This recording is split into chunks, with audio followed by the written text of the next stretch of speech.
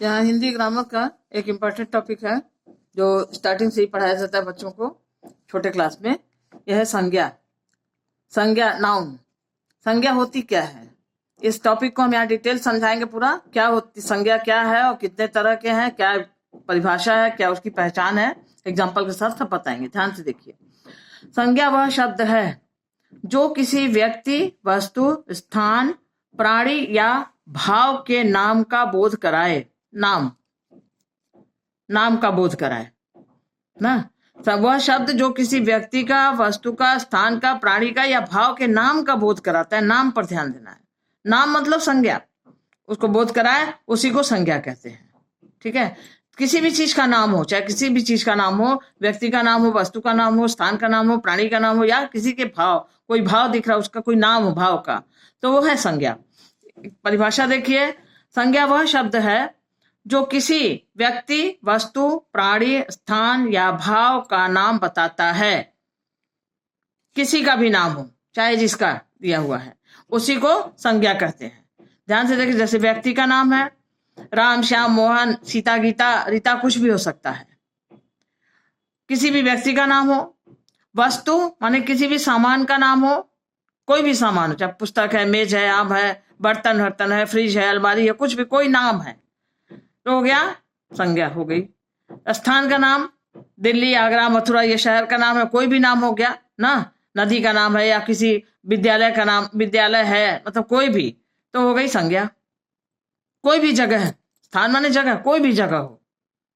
प्राणी मतलब जरूरी कि आदमी का ही नाम हो। प्राणी किसी भी प्राणी का, प्राणी भी इसमें आएंगे, गाय है, हाथी है, कुत्ता है, चिड़िया है ना, पक्षी है, कोई भी जो भी है जानवर, सब किसी का भी नाम हो, किसी भी प्राणी का नाम हो, तो हो गया, हो गई संज्ञा। और भाव, कोई भाव दिखता है किसी के अंदर, वो भाव का नाम क्या है, वो भी हो गई संज्ञा।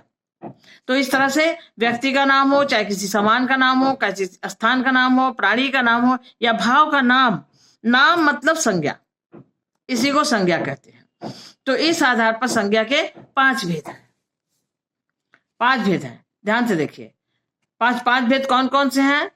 व्यक्तिवाचक संज्ञा, जातिवाचक संज्ञा, समूहवाचक संज्ञा, द्रव्यवाचक संज्ञा और भाववाचक संज्ञा। ये 5 तरह की संज्ञा हो गई। 5 भेद होते हैं इसके। अब पांचों भेद का नाम याद करके सबका डेफिनेशन और एग्जांपल देखिए। व्यक्तिवाचक संज्ञा में क्या होता है? 5 है। पहला ना, प्रॉपर नाउन जिसको बोलते हैं, देखिए इंग्लिश में, जिस शब्द से किसी विशेष पर ध्यान देना, जिस शब्द से किसी विशेष व्यक्ति, स्थान या वस्तु के नाम का बोध होता है उसे व्यक्तिवाचक संज्ञा कहते हैं। ठीक है। जिस शब्द से किसी विशेष व्यक्ति का, विशेष मतलब किसी स्पेशल किसी का नाम पता चल रहा है, वो व्यक्ति का या वस्तु का नाम बोध होता है, उसे व्यक्तिवाचक संज्ञा कहते हैं। विशेष में कैसे? जैसे दिल्ली। अब दिल्ली में सब शहर तो आएंगे नहीं, खाली दिल्ली, स्पेशल के लिए एक शहर को कहा जा रहा है दिल्ली, स्थान के नाम में, ये स्थान के नाम में आ गया। व्यक्ति के नाम में क्या होगा? महात्मा गांधी कह दो ना, किसी का भी नाम ले लो, किसी लड़के का नाम ले लो, किसी का भी नाम ले लो, किसी एक का, जैसे किसी एक का नाम दिखाता है कि केवल वही और कोई नहीं, स्पेशल, वो हो जाएगा व्यक्तिवाचक संज्ञा। गांधी है या कोई टीचर का नाम है, किसी लड़के का नाम है या किसी लड़की का नाम है, किसी का भी नाम हो, ये व्यक्तिवाचक संज्ञा हो जाएगी। और रामायण स्पेशली एक किताब को कहा जा रहा है। पुस्तक कहेंगे तो बहुत पता नहीं कौन सी पुस्तक है, तो वो दूसरे में चला जाएगा। किसी का नाम, पुस्तक का नाम, जैसे यहाँ एक शहर का नाम स्पेशली कहा जा रहा है, यहाँ एक व्यक्ति का नाम स्पेशल रूप से कहा जा रहा है कि वही और कोई नहीं, उसी तरह से रामायण एक पुस्तक का नाम कहा जा रहा है, तो यह हो गया व्यक्तिवाचक संज्ञा। और किसी का नाम स्पेशल रूप से किसी को कहा जाए, वो है व्यक्तिवाचक संज्ञा ना। जातिवाचक संज्ञा में क्या होगा?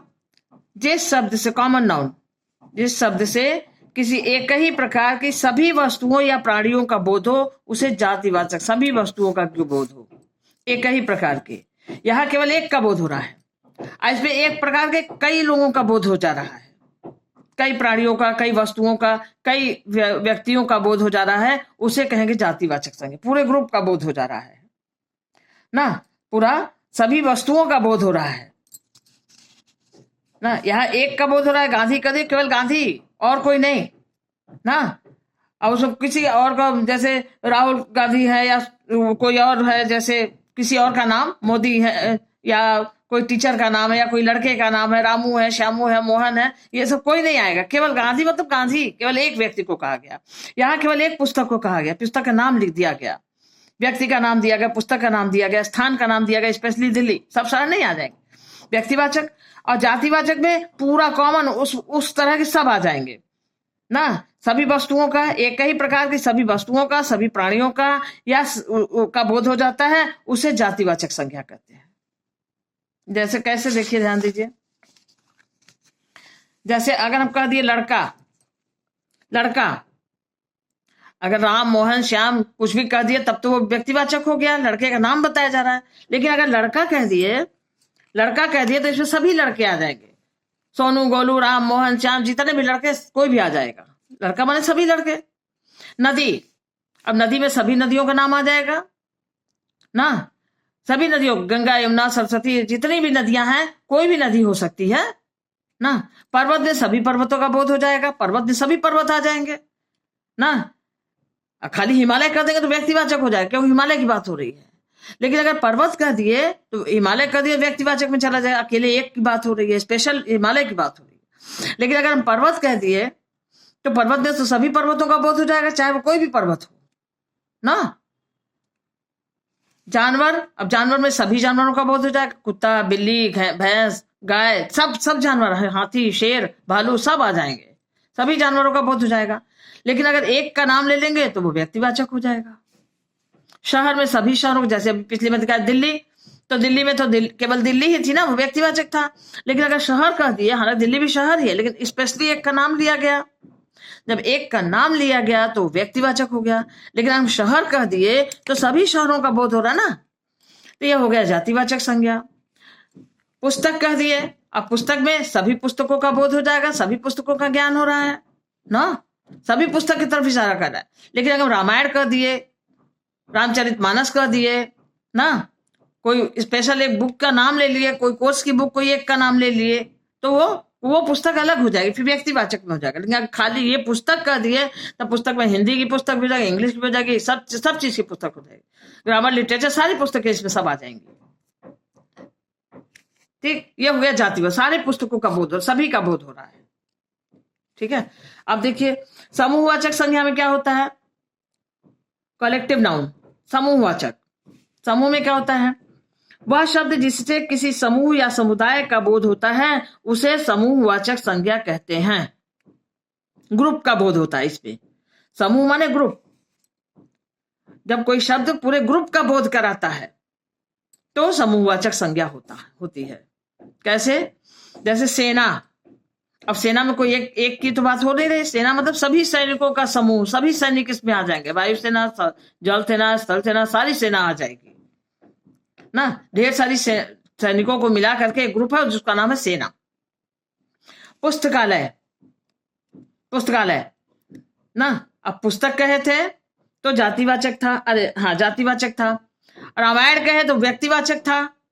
लेकिन पुस्तकालय कह दिए तो कई पुस्तकालयों का, कई पुस्तकों का समूह, जहां ढेर सारी पुस्तकों, यहाँ सभी पुस्तकों के नाम आ जाएंगे पुस्तक में, सभी, कोई भी पुस्तक हो सकती है, यहाँ सभी पुस्तकों का ग्रुप हो जाएगा, समूह हो जाएगा। और जब रामायण कहते तो केवल एक पुस्तक, तो एक पुस्तक थी तो व्यक्तिवाचक। जब कई पुस्तकें हो गई, मतलब कि अरे कोई भी पुस्तक हो गई पुस्तक में, तो वो हो गया पुस्तक, किसी भी पुस्तक का बोध हो गया पुस्तक से। लेकिन जब कई पुस्तकों का ग्रुप जब हो गया, पुस्तकालय हो गया, तो यह समूहवाचक हो गया। भीड़, भीड़ में अनेक लोगों का ग्रुप होगा, अनेक लोग जुटेंगे तब ना भीड़ होगी, तो वो भीड़ मतलब अनेक लोगों का समूह। कक्षा, कक्षा में एक लड़का एक लड़की तो होते नहीं, एक लड़का रहे चाहे एक दो लड़की लड़का रहे, ढेर सारे बच्चे रहते हैं, एक क्लास में 50, 60, 70 बच्चे रहते हैं, तो उतने का ग्रुप होता है ना। तो पूरे सभी छात्रों के ग्रुप को कक्षा, जैसे कक्षा 5, तो कक्षा 5 कहा तो जाए कक्षा 5, कक्षा में, कक्षा शब्द में जो है ढेर सारे बच्चे हैं, कई छात्राओं का ग्रुप दिखा रहा है, कक्षा में ये हो जाएगा समूहवाचक। पुलिस में भी कोई एक पुलिस की बात हो, पुलिस में बहुत ढेर सारे पुलिस होंगे, पुलिस माने सभी पुलिस, तो ये हो गया ग्रुप की बात। तो ग्रुप की बात समूहवाचक संज्ञा। द्रव्यवाचक संज्ञा में क्या होता है? देखिए चौथा है द्रव्यवाचक संज्ञा।